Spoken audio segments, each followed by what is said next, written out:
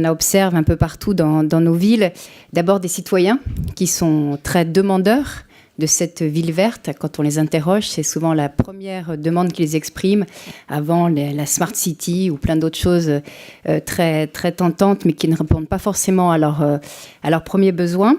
Quand on veut, évidemment, et de façon très légitime, construire des logements, construire des centres commerciaux, rénover, agrandir des infrastructures, quand on pense les éclairages de la ville. Enfin voilà, tout ça n'est pas forcément pensé en parfaite cohérence d'une politique à l'autre.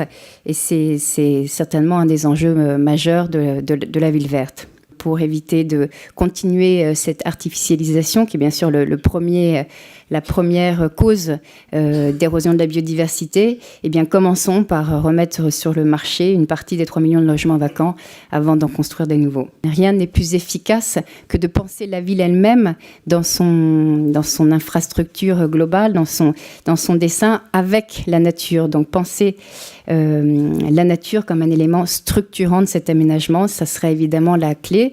Et c'est ce qu'on propose dans ce rapport. On a fait partie de ceux qui disaient qu'il fallait que la biodiversité figure à l'article 1 de la Constitution, au même titre que le climat.